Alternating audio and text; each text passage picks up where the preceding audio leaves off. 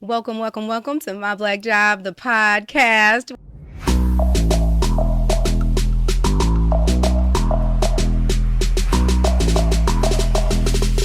We have here today legendary, the icon, the one and only John E. Lawrence.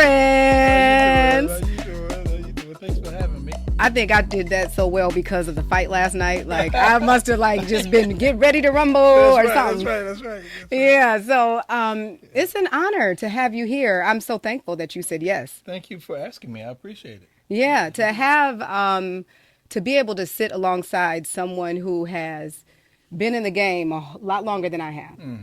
And you've seen a whole lot of things. I mean, we had our pre-meeting today, and not to get too much before we do your proper introduction, but you played with the Temptations. Yeah. I mean, to be on the same couch with someone who played with the Temptations, I am just like the stories and the wisdom that you must possess. Well, I played with a lot of people. Sometimes it was just a one-nighter, and I remember playing with Ashford and Simpson. And to me, they wrote some of the best songs ever written. Ain't no mountain high enough. You're all I need to get by. Reach out and touch somebody's hand. I'm every woman, it just goes on and on, so it's cool to be able to say I played with them. Oh my God. Oh my God. I can't wait to get into those stories more. Already, we have mentioned some like mind blowing names. These are the people that Johnny Lawrence has shared the stage with, has shared the room with, has shared some space with. And I'm sure that their people are saying the same thing, when they are doing their introductions on the other side. But you being and I'm going to give you your proper intro here, the legendary guitarist and educator who has left a mark on Michigan's music and education scene. A lifelong resident of Ypsilanti, John has dedicated his career to sharing his passion for music, both as a performer and as an educator.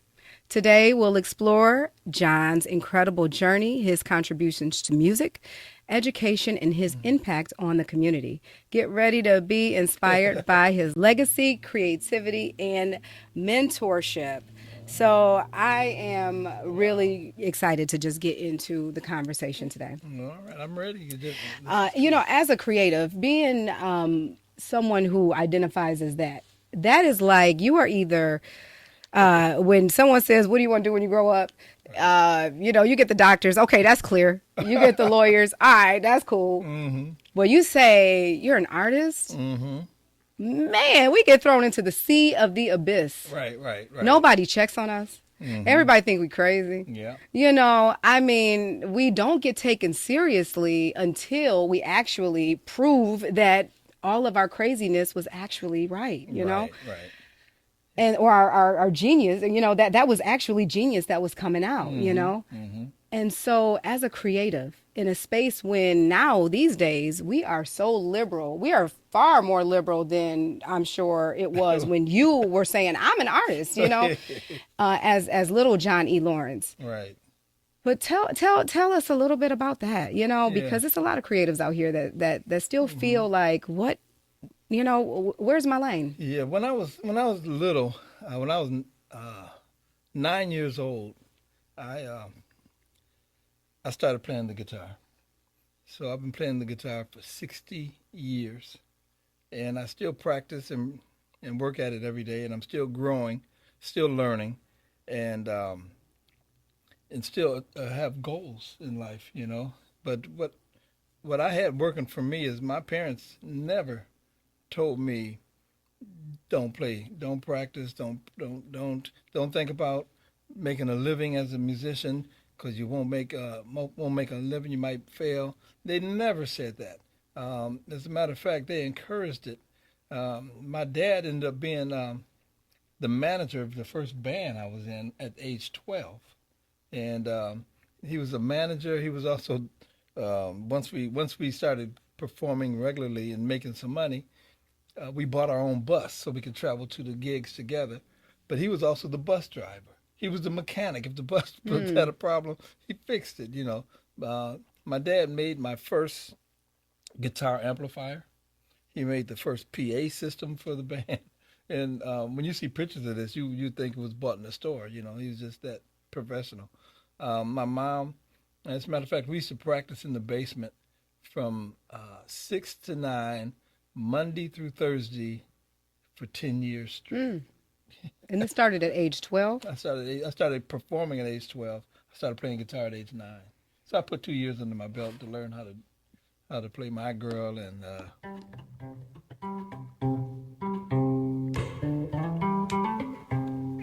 Hey. Yeah, okay. you know. See? Oh yeah, he said let me just little sprinkle little something on him. Yeah. So 9 years old you started. You Mhm. started playing. Are you the only musically inclined artist in the home? No, my mom used to play trombone in high school. My older brother played guitar before me. His name is James Lawrence.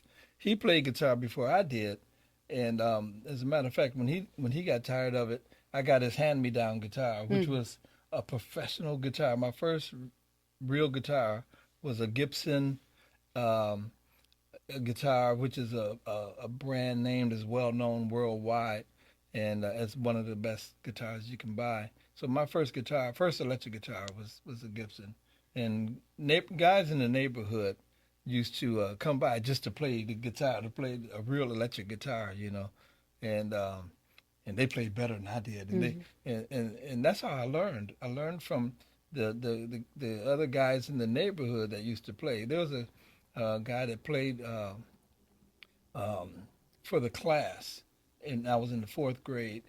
And it was a combined fourth and fifth grade class. He was in the fifth, I was in the fourth. And the teacher said, if you have any talent, come on tomorrow and demonstrate your talent. Do whatever you do for the class. And he got up there and played the guitar. And I said, man, after he was done, I said, can you teach me how to do that? And he said, yeah, follow me home.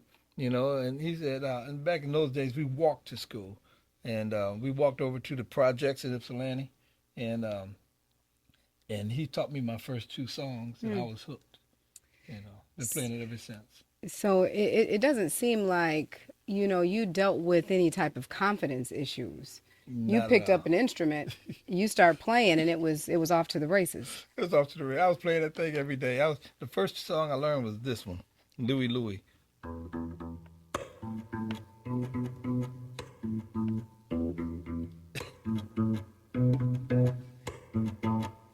You know, and uh, and I played that song every day. And I called my mom. I said, "Mom, come here, come listen to what I can do." And she'd come and listen to it, and it sounds just like that. You know, maybe a little worse. Um, and she said, "That was nice, John. That was really good. Keep it up." And then the next day, I call her, "Mom, come and take a listen to what I can do." I do the same Hmm. song, Hmm. you know. And then after about a week of doing the same song, she said, "John, that's nice, but you should probably learn something else too."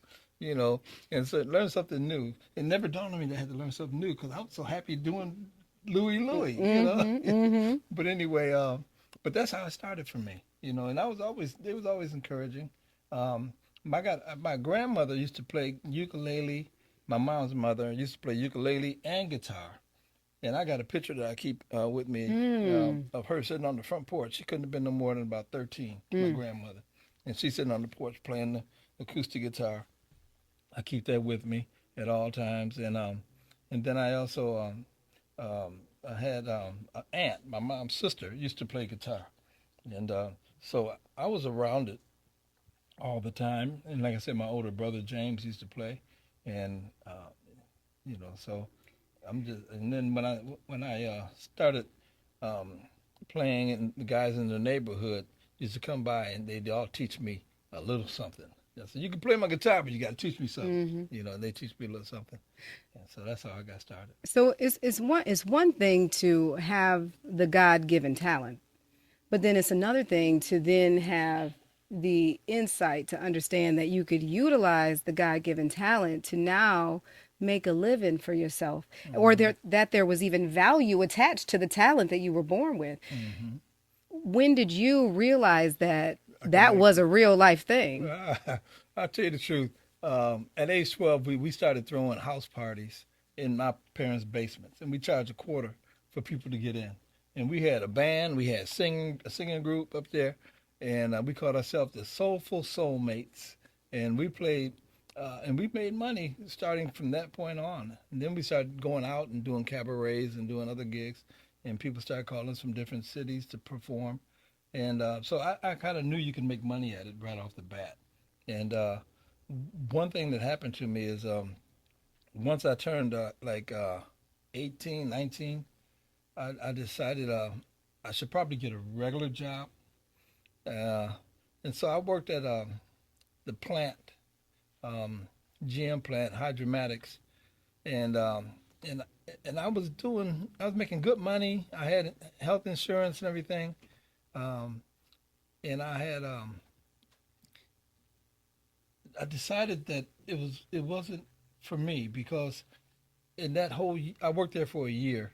In that year, I wasn't practicing. I wasn't playing my guitar because I was doing 12-hour days, 7 days a week, from 1 o'clock to 1 o'clock.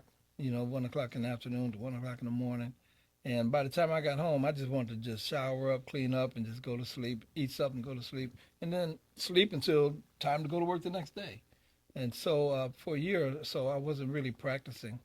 And I said to myself, either I'm going to be a factory worker or I'm going to be a guitar player. Either one is okay, but I had to make a decision. And I decided to quit. And I quit, and people thought I was crazy. Said, "Man, you're walking away from this job, making good money, and you don't have a plan. You just know you want to play guitar." And that's really what I did. And for a long time, I didn't have any money in my pocket.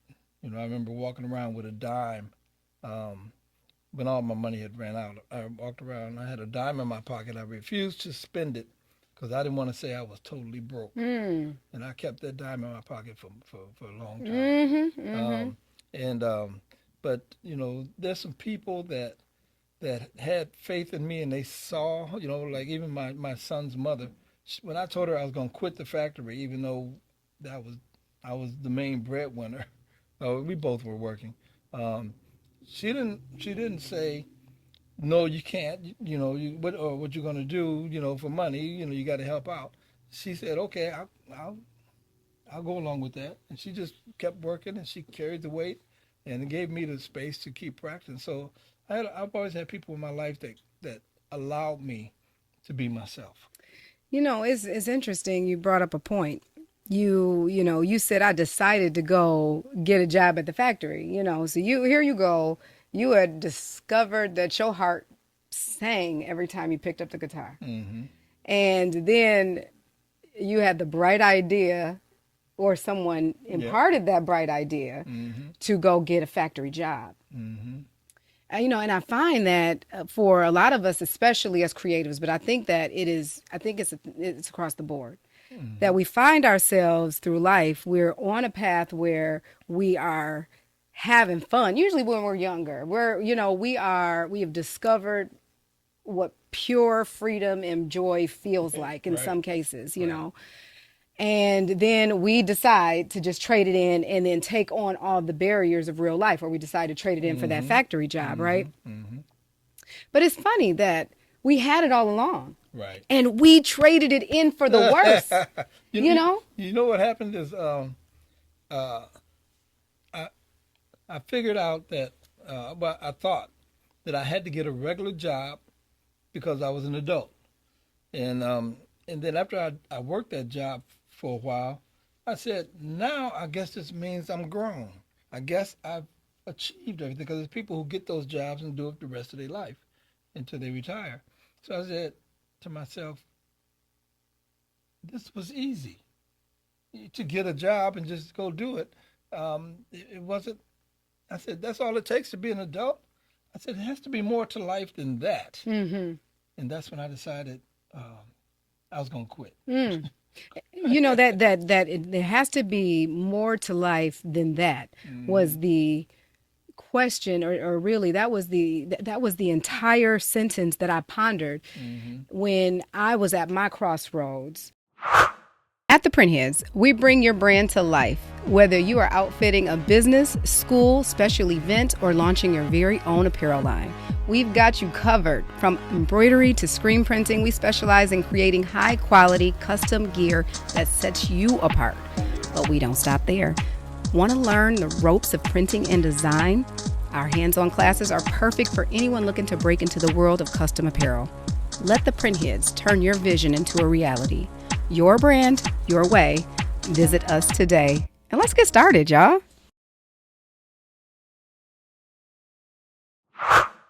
And I was working at the bank. I was an investment executive, and I had a book of business of millions of dollars of my clients' money. And I am just every day, get up, go to the office, check the stocks, see what's happening, check customers. The stock market dropped down just for a second. Customers calling me, they panicking and having a fit. Right. I'm trying to put out so many fires. And I'm like, man, this is just not what I thought life was going to be like. And I'm like, every day you just get up just for somebody calling you to hold a hand about just, girl, just close the doggone computer. Don't even look. Right.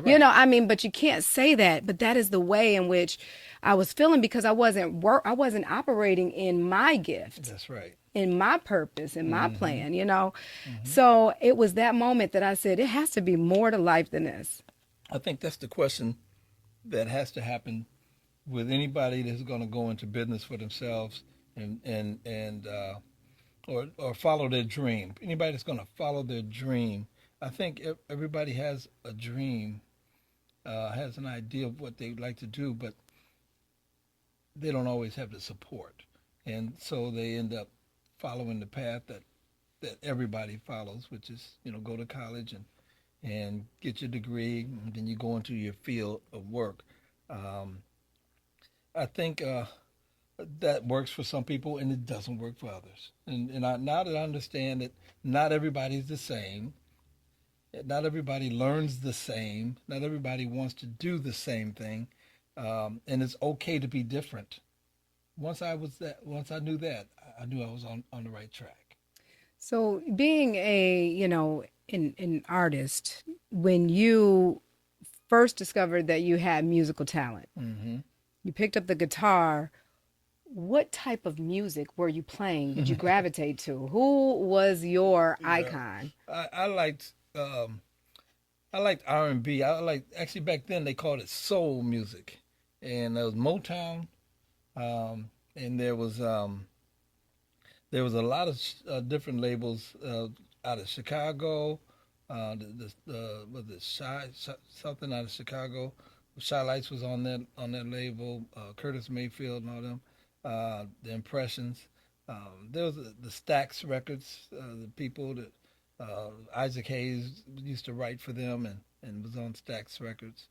So there's a lot of black labels at that time, and I used to listen to all of them. Matter of fact, I still have my record collection.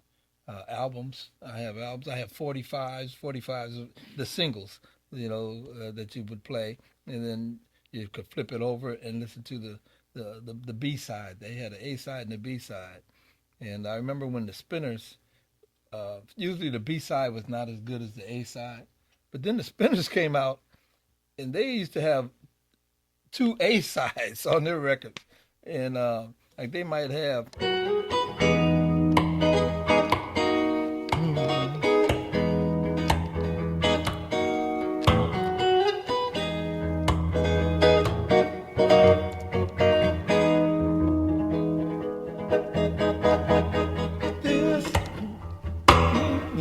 Oh man, see, oh my, see, as soon as we get into the bop, then it's like nope. And then you flip it over, and they have "Could It Be I'm Falling in Love" on there. Another hit. And so I used to love buying their records. I started buying records at an early age. Even before I had money coming in every day, or regularly. I got to know the people at the record stores, and they would give me records on credit. Here I'm a teenager, but they trusted me and they knew that I really loved music, and they would just let me pick out the albums I want, write it down, and then whenever I got the money, come back and pay them for it. And that was cool. So you gravitated to soul music, Soul and music was it. and soul is what it feels like every single time you start to play. Hmm. And now that we got, the music has throughout time, as it should, it evolves and it Hmm. changes and it starts to take on new shapes and new forms and new Hmm. life experiences, because music, it seems like it's almost like water. It's like Hmm. memory. It's going to collect, the frequency is just going to collect everything in its path. Right. And so that is what comes out in sound, and it comes out in the life lessons and what we've experienced and all of those things. Hmm. And so you're just the conduit that is actually just pushing through all of those frequencies that it's pulled out, That's that it's right. been coming across. So you being able to carry to this point, and not to say that, your musical style hasn't evolved, but you being able to continue to grow in your genre as these other musicians have come after you and Hmm. music has continued to evolve. Hmm. What is your opinion on the quality of music now? Hmm. I'll tell you, the musicians um, that I see on YouTube, the young people are doing some amazing things with their instruments. Things that take a lot of practice, take a lot of work, and it's good to see that. It makes me feel good when I see um, young people playing their instruments. Around where I grew up, everybody played instruments. In my neighborhood, not everybody, but a lot of people. And then there was a time where it shifted to where most people were doing computer stuff, computer and computer music, and that was fine, and they were sampling and they were putting it together and they making music, but they didn't know how to play an instrument. I remember I taught a class at Washtenaw Community College. That's where I ended up teaching, um, making my career for 36 years. But anyway, I remember teaching a class called uh, music production and arranging, and I had a room full of students, and I go around and I say, okay, let us know what instrument you play, you know, and none of them played any instruments. Hmm. So I said to myself, how am I going to teach them music production if they don't play an instrument, Mm-hmm. you know? And they told me what they do. They make beats and they do loops and they do samples and piece it together. And I said, that's fine and it sounds great, but that means you're relying on somebody else who played an Mm-hmm. instrument Mm-hmm. to do it first, Mm-hmm. and then you sample what they've done. You need to be able to create your own, so you need to learn how to play an instrument as well. I wasn't negating what they do, or saying it wasn't right or it wasn't valuable, because I do have some students that came to me later, and they said, I want you to hear some of the stuff I've been doing, and tell you about what I've been doing since I've graduated. And one guy came to my class, and he said, "Well, I've been making beats and selling them to different artists, rappers, and he said I'm making around $300,000 a year now."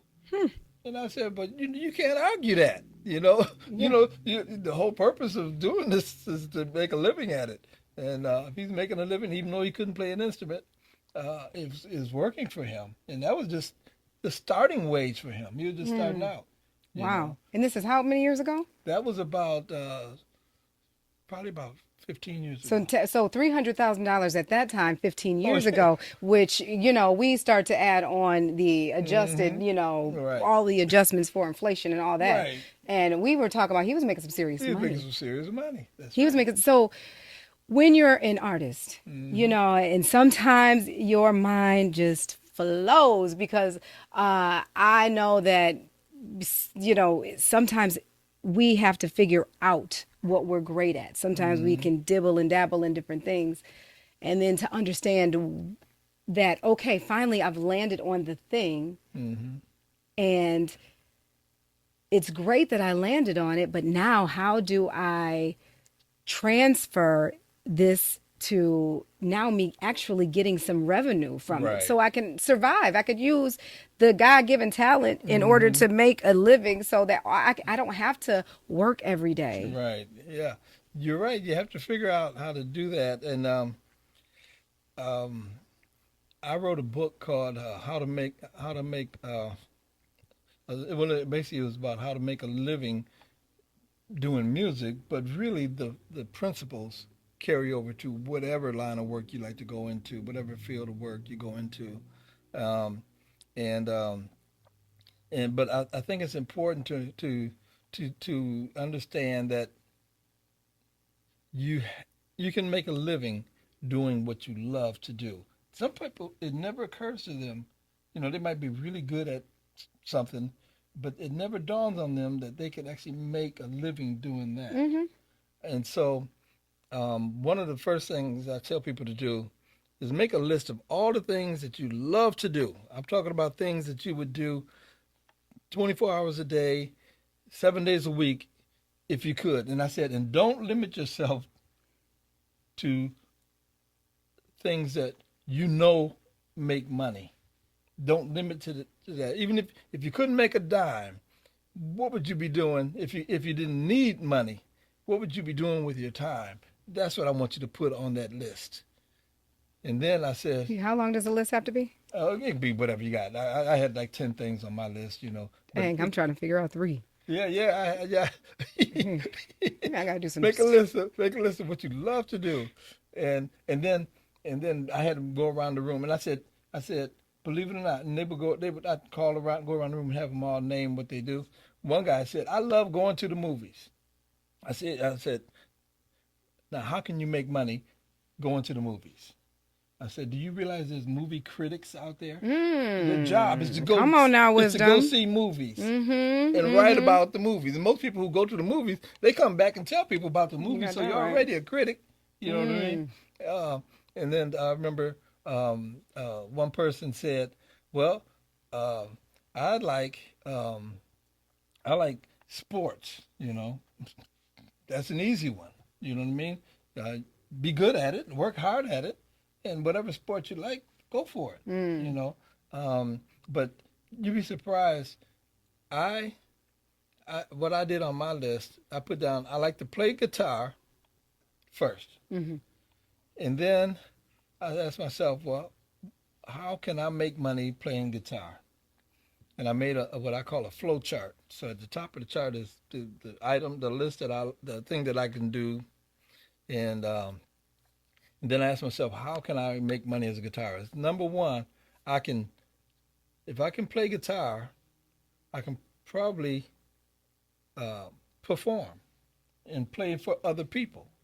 So that's one source of income. But that's not the only source. What else can I do if I can play guitar? If I can play guitar, I can probably teach somebody else to do what I can do.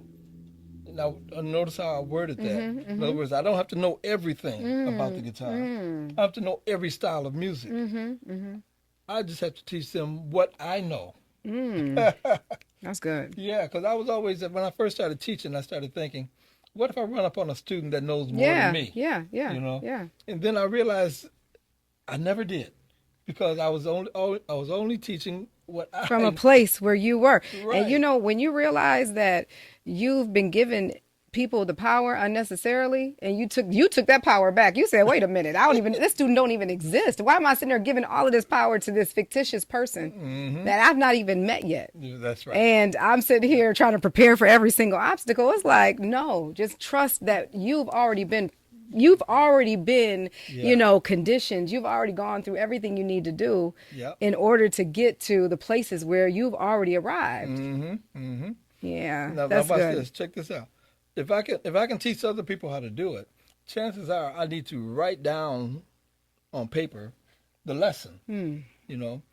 So if I can write it down and tell them take it home and study it, then I can go to a computer and I can make it look really professional and write it down on the computer and put all of those pages together, and now I have a book. I have books published through Mel Bay Publications teaching you how to do it. And basically, what it was all the lessons that I used to do. I used to teach people, and I put them in a book form, and now they're sold worldwide. And that was years ago.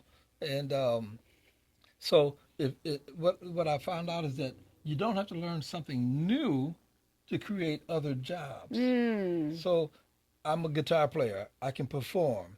I can teach. I can write books. If I'm good enough, I probably can record myself, and sell my music, And so I go into the studio. If I can go into the studio, I have to learn how to operate the studio. Now I'm a studio engineer. Now I'm a studio producer. I'm a music arranger. I'm arranging the instruments to where they sound good. That's all it is. I just had an epiphany. You heard, throughout the years, the scripture that says your gifts will make room. Mm. And so, it's like, yeah, your gifts, my gifts will make room for me. My gifts will make room for me. Mm-hmm. But you literally just described what that looks like, how your God-given gift made so much room for you. You took what you were born naturally able to do. It came easy. This is fun, and I am free when I do it. You took that and you said, I got this. I'm about to go. People clearly like to hear me because it's a God-given gift. I'm going to sell some tickets so that they can come and they can see me. So they're going to patronize me just to hear me play. Then you turn around and now everybody know you as John E. Lawrence. And then you turn around and say, well, you know what? Clearly I know something about a little something. So let me go ahead and just teach this God-given gift that I have. And then amongst other things, you've turned around and you've created the Living Legend series that I wanted to kind of tap on a little bit too. You've done the jazz series in the park where your music touches hundreds of thousands of people every single summer. It is unreal, your reach. I think I think see one of the things that I learned in life is that God gives you ideas, and if you get used to following through, get used to finishing what you start. A lot of people start something and then they get discouraged and they stop. Ouch. The Living Legends series at WCC, I'm not bragging, this is a fact. It's the single most popular series or program that Washington Community College has ever seen. We had the Temptations up there, but let me tell you what the concept was. The concept was invite famous recording artists to come to WCC in the auditorium, a 500-seat auditorium, not a huge place, and do on-stage interviews and just tell their stories, just like we're doing right here, and just do this, tell their stories about, and things that you probably never heard about because when you're on talk shows, TV shows, and everything, you only have a certain limited amount of time, and usually they're kind of guiding the conversation. But at mine, we did ask questions, but we left room for them to tell us some things that maybe the history books haven't talked about yet. The things that nobody knows. So you'll only get this information if you attend our Living Legends series. So now this is a series that you created. Yes, it's something that I created. So how'd you come up with the idea? Well, there was a writer. He was a writer, but he's also he interviewed a lot of music, a lot of musicians, a lot of singers in his time, and he would write about it and put them in magazines. And I said, I met the guy. He introduced himself to me. I said, do you think you can do that on stage instead of just doing it in private? And he said, yeah, I can do that. I said, but think about this. Think about you doing interviews on stage, and then we open it up to question and answers with the audience. Now audience can ask them anything they want, and then after the question and answer period, we present them with a Living Legend Award because we'd only invite people that had been around for a while. That was part of the qualifications of being a living legend. And then let them be presented with the Living Legend Award, take a 15-minute intermission, and they come back and do a full concert. And now, when they get back on stage, they know the audience. The audience knows them, and now they're free to perform even better. You know what I mean? And so with that just took off. We started out with Mavis Staples from the Staple Singers, and I got a chance to play in her band when she came to the Living Legend. That's how I got the chance to play with some of these artists.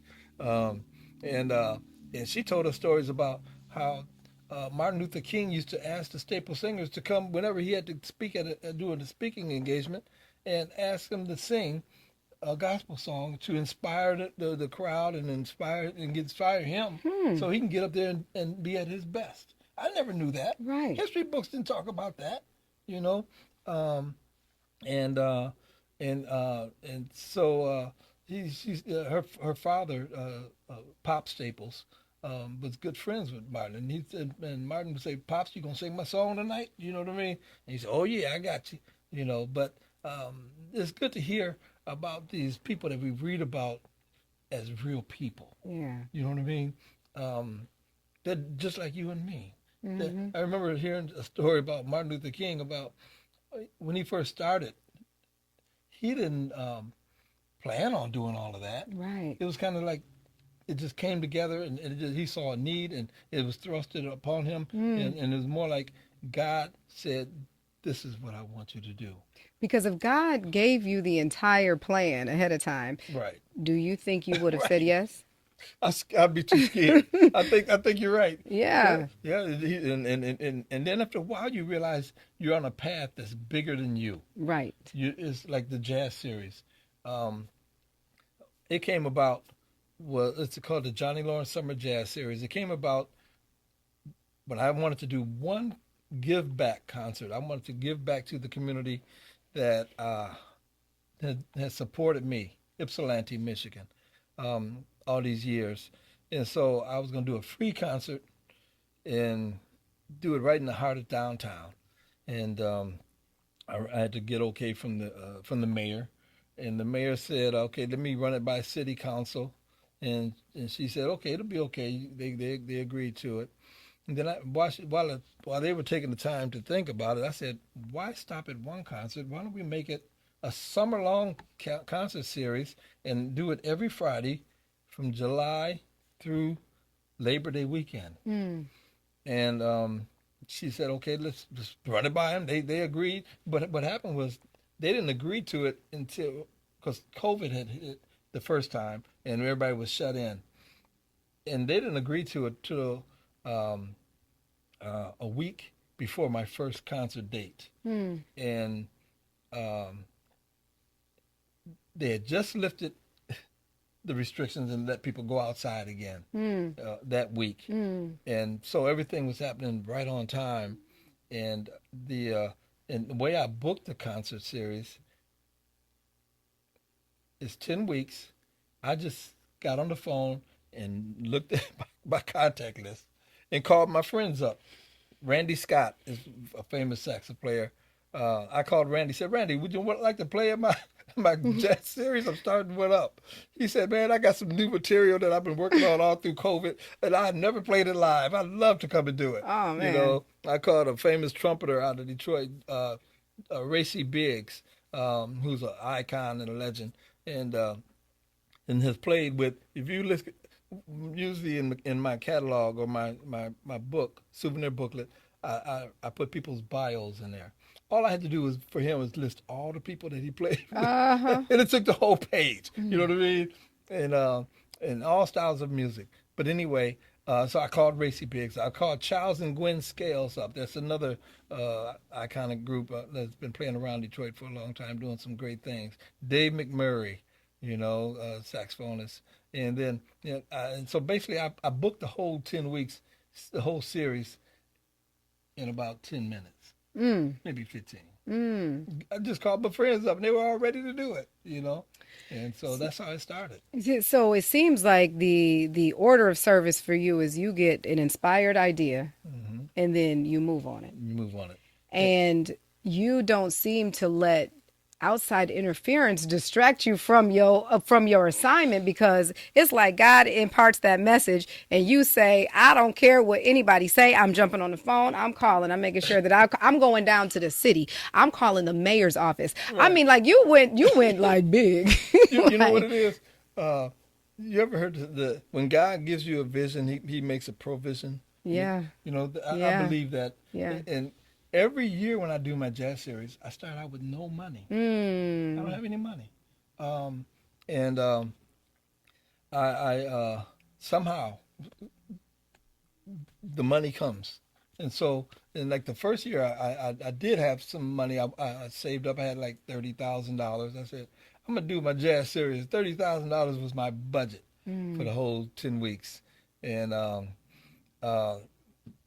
but then something happened. The week of the first show, I was gonna do it at this place called Frog Island in Ypsilanti.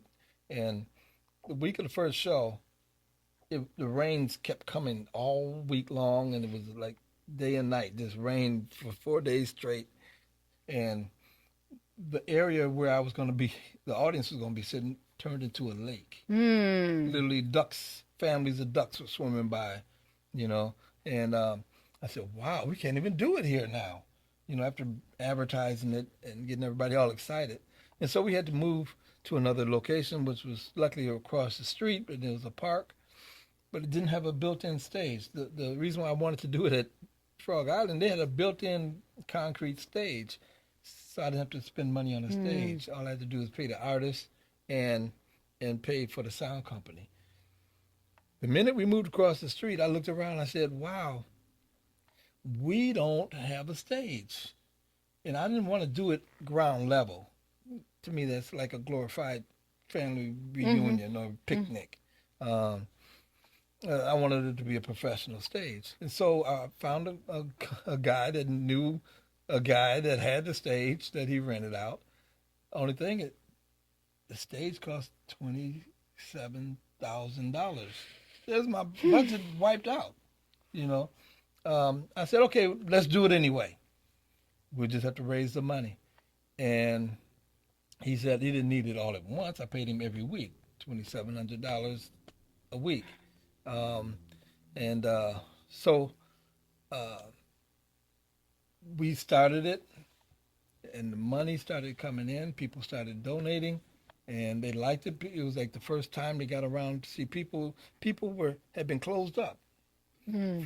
for years, Mm-hmm. and so now they can go around, and people were seeing. One thing I learned is people need to be around people. People were so happy. They were seeing relatives that they hadn't seen in a long time, friends that they hadn't seen since high school, and so it just grew. I thought we'd maybe have 200 people in the first one and maybe grow a little bit each week.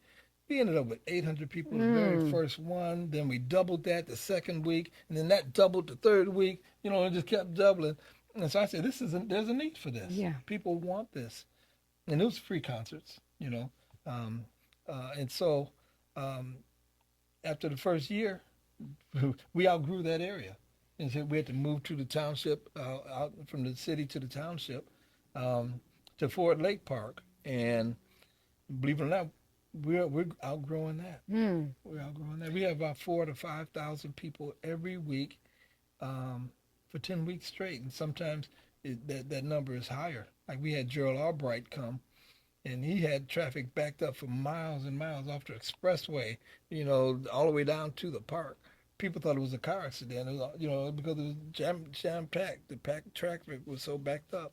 Um, but that's how popular it's becoming. Now we're one of the premier concert series in the nation. People that if after 4 years. I know, we definitely look forward to it. Hmm. It's a really big deal around here.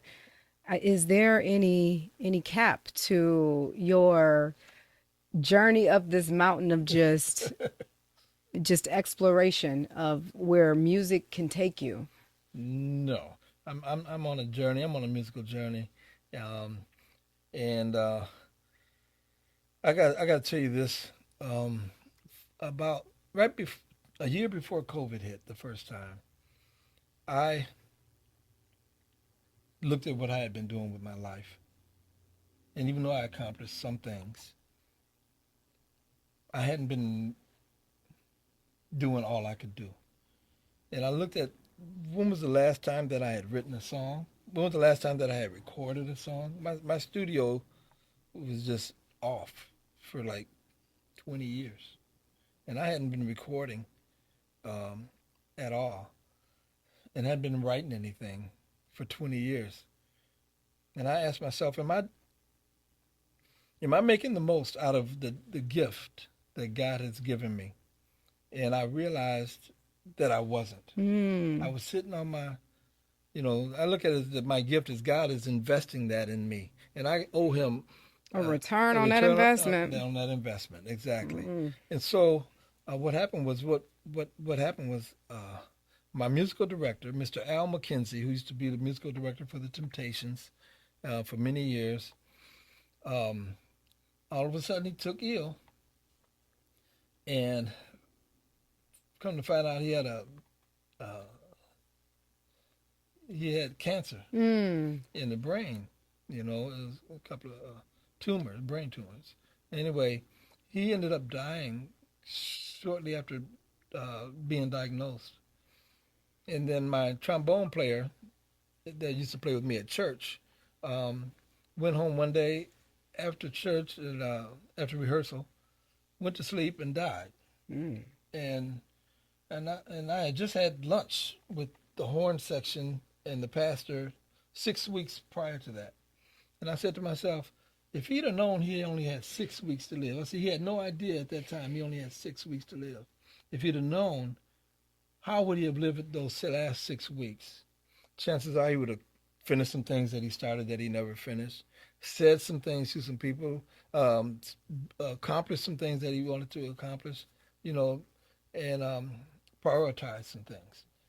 And I said to myself, if I know I only have 6 weeks to live, how will I live my life?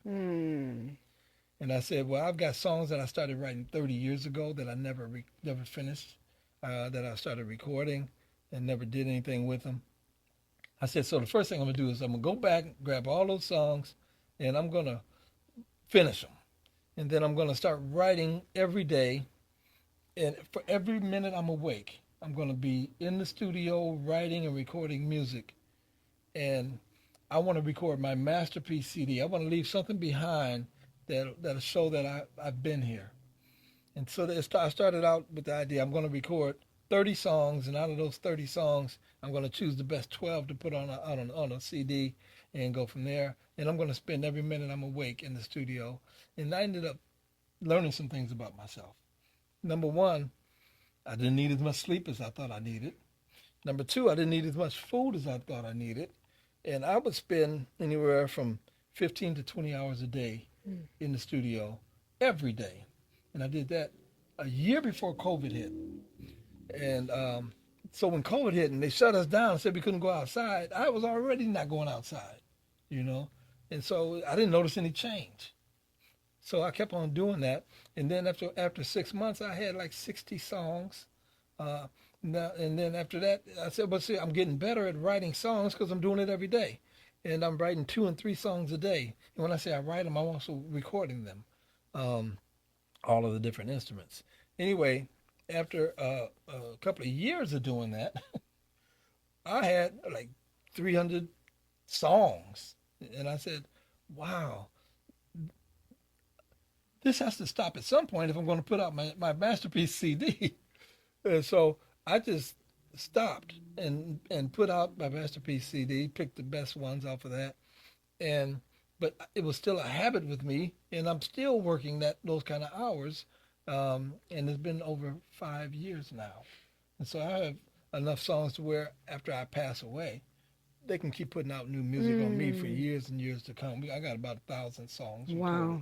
recorded, just from that short period of time. What you said was And I don't know where you were in your place in your mental state during the time, the year prior to COVID, when you were in your period of isolation. You didn't even realize it. You were just in the Right. lab, and you were just focused on your craft, and there was a driving force behind that, which, whatever that driving force was that pushed you into that space to just get that focused at that time. But unbeknownst to you, that there was actually a seed that was being planted at that time, because had you not have taken that opportunity to get your catalog together, then we got COVID hit. And then, you probably at that point in time, I could just imagine, if you me, you like so geeked to get your stuff out that you like, man, now COVID is hit. Now I can't even get my music out. And you almost feel like that's a delay. And it's like, dang, you know what I'm saying? I'm ready now. Okay, well, I'm still back in the lab. I guess I'm doing the same old thing. And, sometimes that thing that where we feel like we're just continuously doing, it's actually part of a bigger plan, because unbeknownst to you, that was the setup for you leading what is now known as one of the top summer jazz fests in the nation. I mean, that was what was birthed the year before, everything got shut down. That's right. Yeah, and I'll tell you what happened through that. I started writing so much music to where I said, I got to get this out there. And I contacted the manager of a Grammy award-winning keyboardist, producer, and arranger, Mr. Jeff Lorber. Google Jeff Lorber when you get a chance. Everybody in the industry knows who this guy is and what he's done for the music industry. He pretty literally, him and a few others started the smooth jazz style of music. And so anyway, I said if I could write a song, and I had a song that sounded like something that he might have written. He's the guy that wrote this song.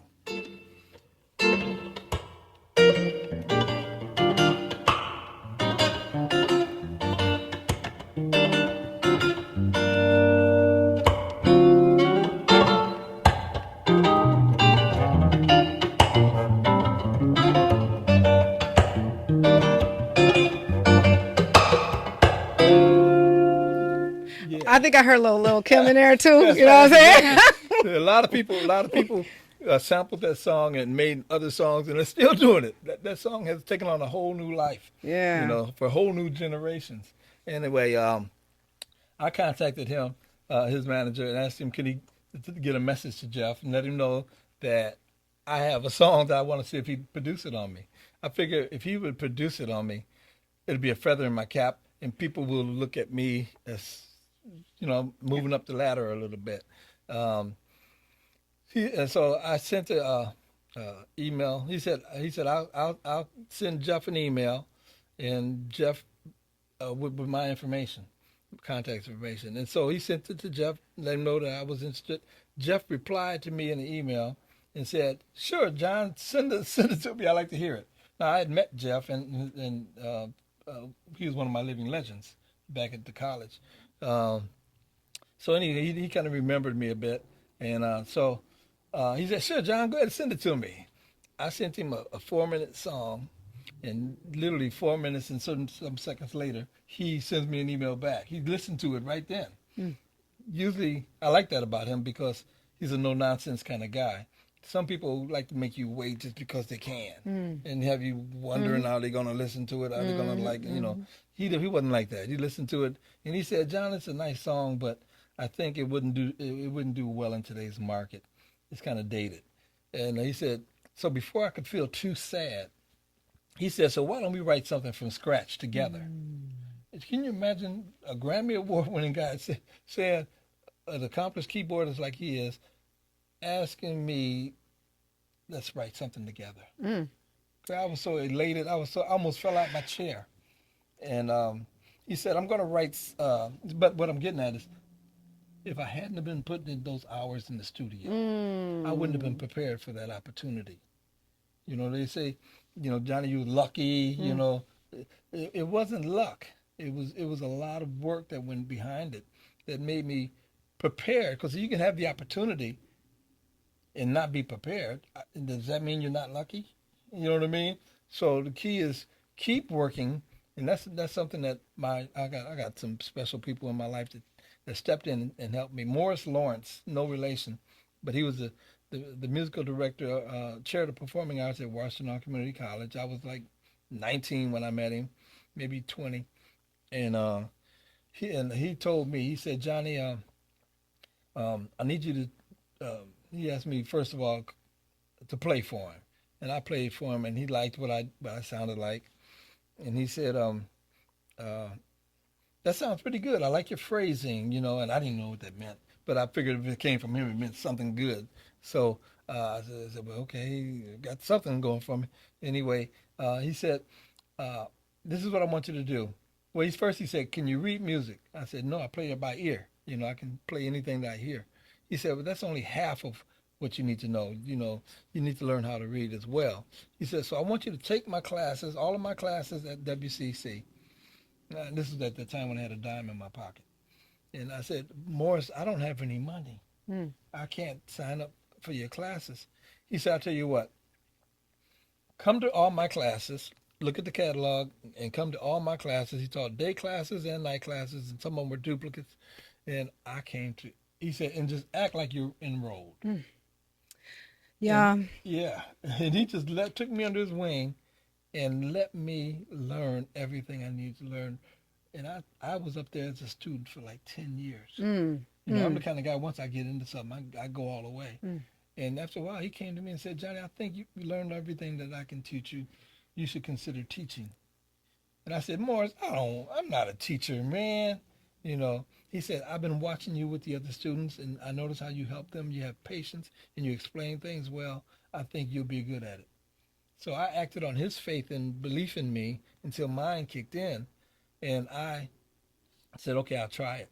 And I tried it, and I liked it. And Mm. what was even more, im- im- what's the word, exciting or unexpected is I not only liked it, I was good at it. Mm. And so people would come to my classes and learn, and it was cool. And he would give me more and more assignments. And finally, I was at my full load as a part-time teacher. He said, "Johnny, I think you should go meet the dean and see if we can get you in here full time." Mm. And we met the dean. Dean didn't want to get me in there full time at the time. Um, but long story short, Morris Lawrence ended up passing away. Um, and they were looking for somebody else to run the performing arts department. So the president of the college at the time, Dr. Larry Whitworth, came to me at a performance that I was doing at the college for their fundraiser, their Mardi Gras, and said, "Johnny, why is it that we never hired you in here full time?" And I said, "I don't know." I didn't want to tell him that he tried and he didn't want to let me in. I said, "I don't know. I'd like to get in." He said, "Well, actually," he said, "if I can get you in, would you do it?" I said, "Yeah."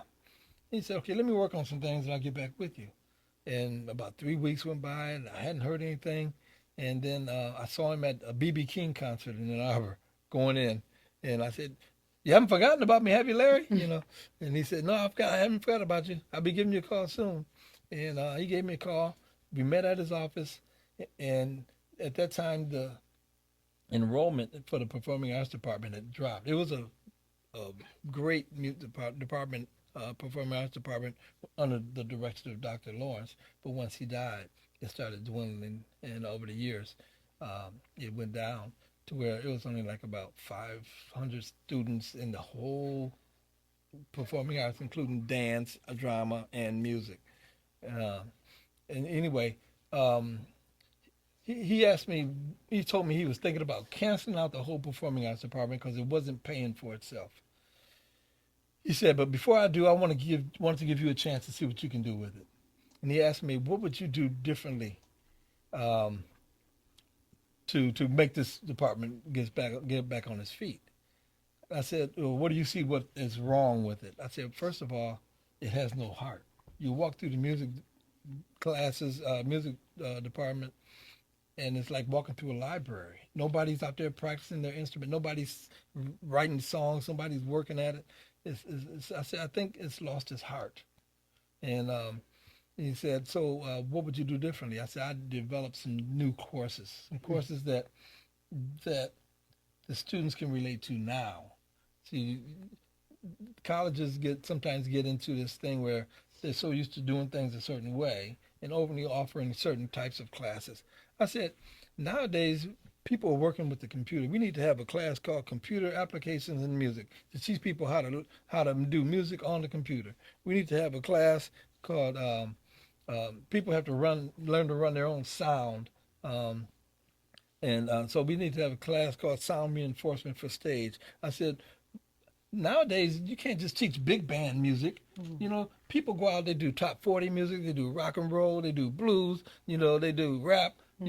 I said we need to offer those kind of classes, band classes, to teach that. Right. So they right. can go out and they can start gigging and making money. And he said, okay, develop all the classes that you want to develop, and we'll get you in here full time. I developed 21 new courses. I had never developed a class. I didn't realize what it takes. What it takes, it's a lot of tedious work and really checking, making sure that what you're teaching is valid, number one, and making sure that how do you gauge whether or not a student is learning what you're doing? How do I assess it? You know what I mean? And the whole thing.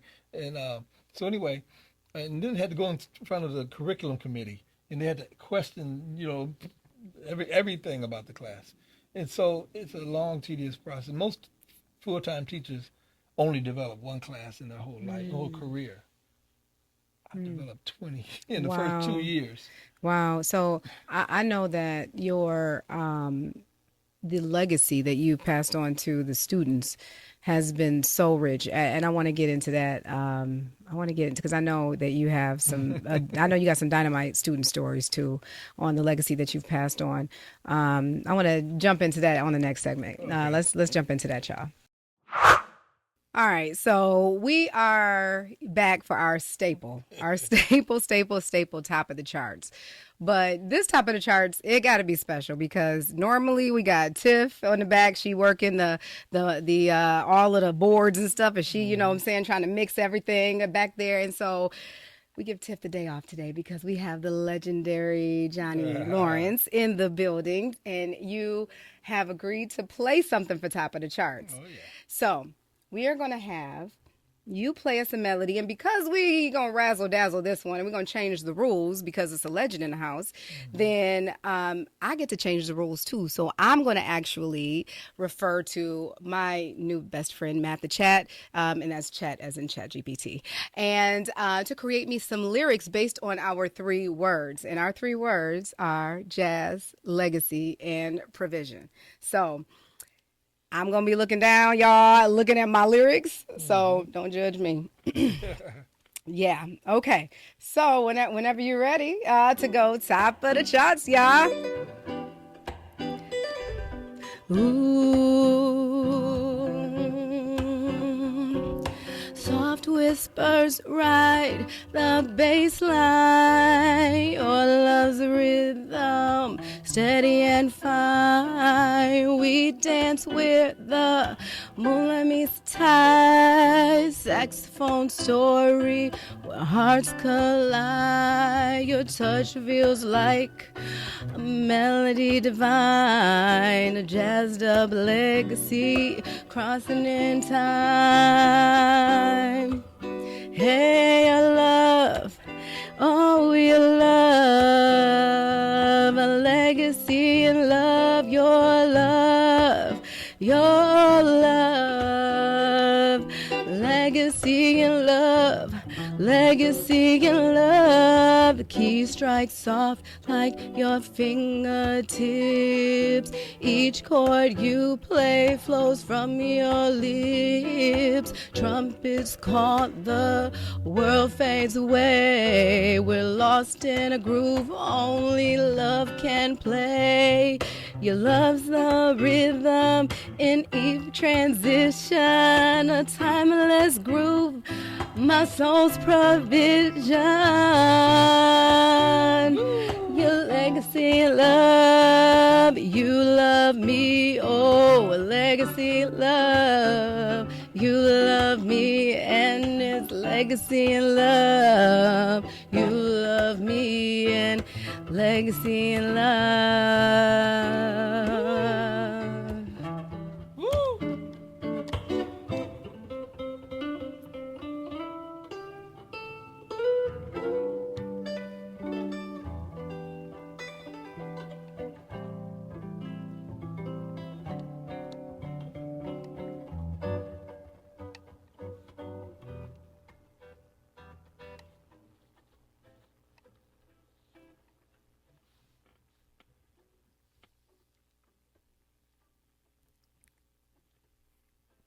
Officially, this goes down as top of the charts history. Woo! This got to be our top, like the top of the charts. This is the one. That was nice. Legendary John E. Lawrence, thank you so much for coming on My Black Job, the podcast, to tell everybody about your black job. If you could give our audience, our viewers, if you could give them a 5-second, 10-second commercial, just something you want to impart in them, where you want them to go next, to learn more about you, to follow your journey, Right. and as you continue to just break musical barriers, speak it directly into the camera and just Okay. let them know what they can do. Well, you can go to my website, which is johnelawrence.com. And that's John, John, letter E, LAWRENCE.com. And that'll give you an insight to what I've been doing and where I'm going in my career. And then we also, if you want to find out more about the jazz series, go to John E. Lawrence jazz.com, and that'll take you to our jazz series. Again, that's spelled JOHNELAWRENCE, jazz, JAZZ.com, and that'll get you so you can see all of the. You can actually go to YouTube and watch every concert that we've done for the last 4 years, and it's all there on YouTube. Just type in the name of the jazz series. It's the Johnny Lawrence Summer Jazz Series, and you can see last year's or this year's 2024. We had some great players up there this year. We had Adam Howley, and we had Althea Renee, we had Rick, we had Marion Meadows, we had the song Garys, we had Daryl Beebe, and then Bob Baldwin came in and turned it out, and then the Lyle Tizer band, and then I always close it out myself. The Johnny Lawrence band and Johnny Lawrence and the Power Band. We call ourselves the New Power Band. We recently restructured it, and but every year. Last year we had jazz. We had Jeff Lorber last year with jazz funk, and jazz funk soul. We had Gerald Albright, and so we had a whole bunch of people last year. Last year we had I think the strongest lineup in this area, and many more. We had Alex Bunyan. I'm not Alex Bunyan. We had shoot, I'm drawing a blank on it. But anyway, but we had all national recording artists, and it was just amazing to see it happen, see it come together. It sounds like some legends to me. If anybody wanted to give you a donation, any music enthusiasts out there that want to donate to the Johnny Lawrence jazz musical series, how Yeah. can they send their donations over? Yeah, you can send donations, and we accept donations all year long too, because um, again, it's a free concert series, and people just pay for parking to park your car, a minimum fee of $10, but you can actually go to our Cash App, which is capital $ capital JOHNE law, and that'll go directly to for the jazz series. And don't worry, everybody. We're going to put everything down in the description for you. So we'll put Johnny Lawrence's website. We'll put information on the jazz series, summer series, as well as the Cash App for the music enthusiasts that are looking to make a contribution that is clearly shifting the nation. Thank you so much, everybody, for coming again to see another episode of My Black Job, the podcast. We'll see you next time. Mm-hmm.